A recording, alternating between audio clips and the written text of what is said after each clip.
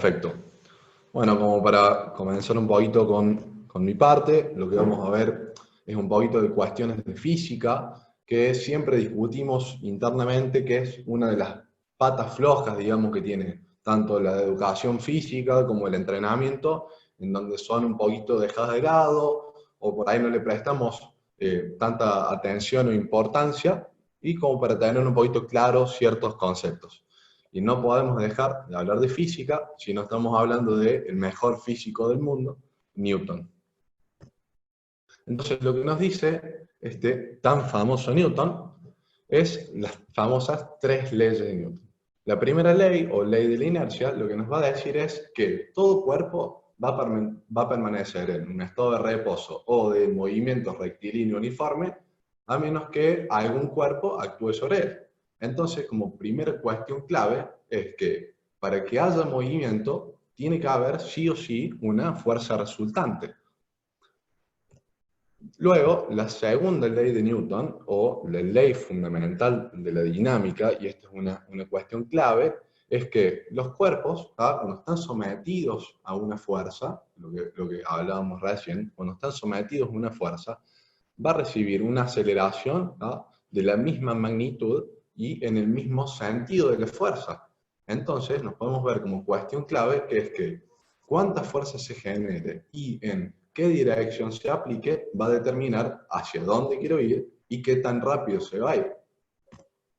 Y la tercera ley de Newton, o ley de acción y reacción, lo que nos dice es que cuando un cuerpo ejerce una fuerza sobre otra, este va a ejercer sobre el primero una fuerza igual y en sentido opuesto. Es decir, que yo tengo que aplicar la fuerza en la dirección opuesta a la que yo quiero ir. Por ejemplo, en este caso, este atleta que necesita ir hacia arriba y adelante, debe aplicar la fuerza hacia abajo y hacia atrás.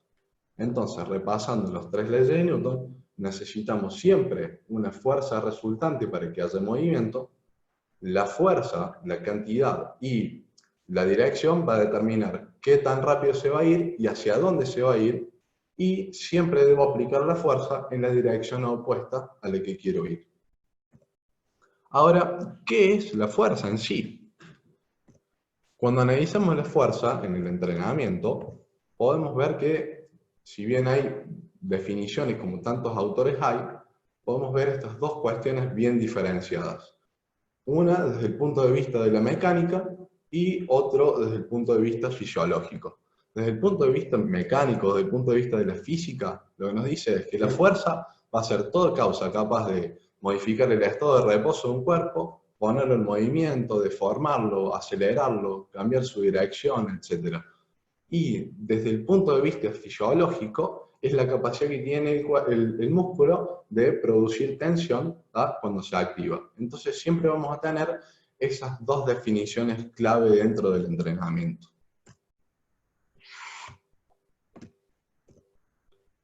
Cuando uno analiza, y recién es lo que estaba hablando un poquito del Leandro, de cómo analizamos el deporte y todas esas cuestiones, cuando uno analiza ve que hay una inmensidad de acciones dentro de un deporte.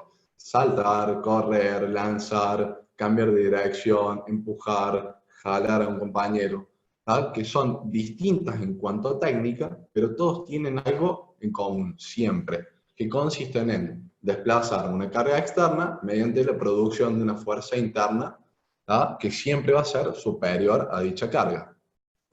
Entonces tenemos, por un lado, fuerzas internas generadas por el propio músculo y las fuerzas externas que está representado por la carga que yo tengo a vencer. Entonces, esa interacción entre las fuerzas internas y las fuerzas externas se lo conoce como fuerza aplicada. Si nos ponemos muy vadillistas, la fuerza aplicada en la técnica específica del deporte se la conoce también como fuerza útil.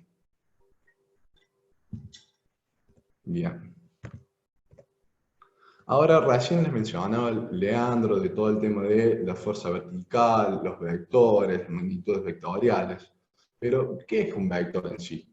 Un vector lo que nos permite es un ente que nos permite representar a las magnitudes físicas vectoriales, que tienen un sentido y una dirección, y por ende necesitan ser representadas con un vector. Este vector tiene 4 componentes, dependiendo de la literatura, pero tiene 4 componentes clave. Primero tenemos el punto de aplicación, ¿tá? Que es el punto de aplicación, en este caso que estamos hablando de la fuerza horizontal, sería el punto donde inicia la fuerza. Tenemos un sentido que va a estar representado por la dirección que tenga la cabeza de la flecha del vector, ¿tá? Tenemos una dirección, que es la dirección que va a contener esa recta, y tenemos un módulo que va a determinar la cantidad física vectorial, o sea, la intensidad que va a llevar esa magnitud física vectorial. Por ejemplo, una fuerza mayor va a estar representada, ¿tá? con un módulo mayor, o sea, la longitud del vector va a ser mayor. Bien. Ahora, ¿cómo se comporta esta fuerza a diferentes velocidades cuando corremos?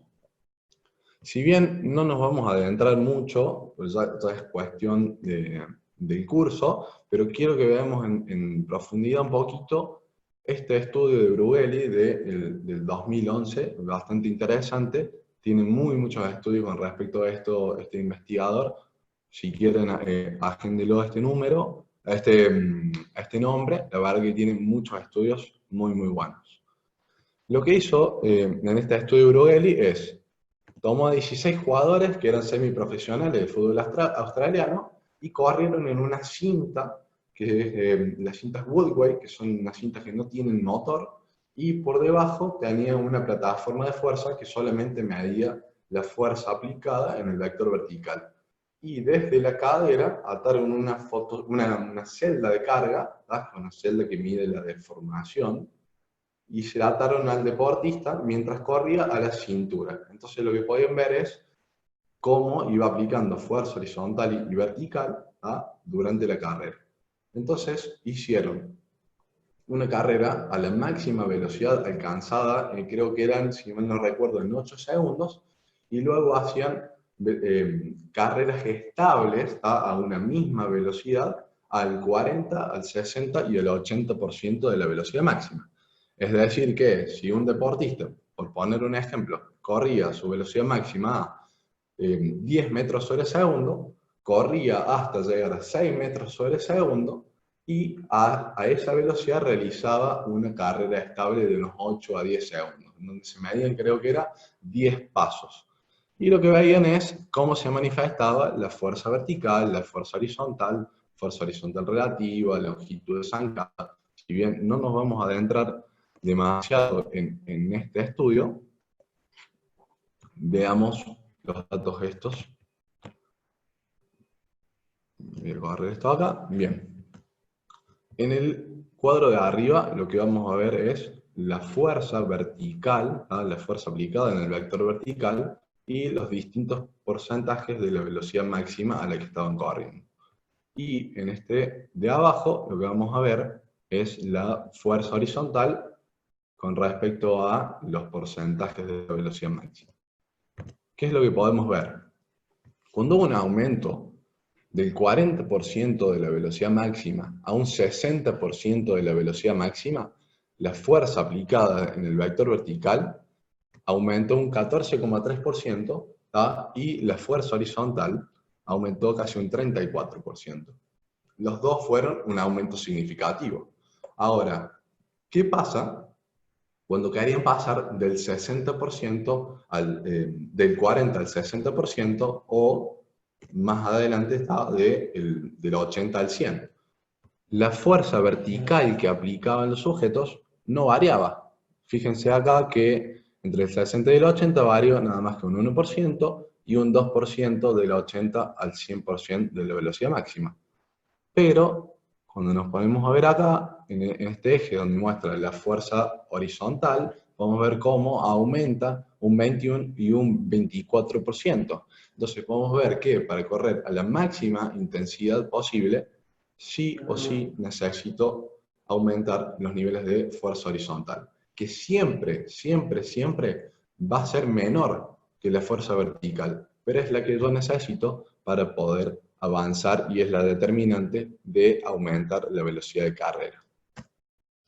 Entonces, ¿a qué conclusiones y qué aplicaciones prácticas llega este autor? A que un aumento del 60% de la velocidad de carrera al 100% depende mucho más de la producción de fuerza horizontal que de la producción de fuerza vertical. Y acá hace una pequeña crítica, que es lo que hablaba recién Leandro, de que tradicionalmente estamos acostumbrados en el gimnasio a solamente entrenar en un vector vertical. Lo que propone este autor como aplicación práctica es que los ejercicios que se concentren en mejorar la producción de fuerza en un vector horizontal podrían, y esto en potencial, podrían conducir a un mayor desarrollo de la velocidad. Bien, hasta acá llega mi presentación. Los voy a dejar con Emi, siguiendo la cuestión esta de la teoría del vector. Gracias, Nachito. Ahí voy a compartir su pantalla.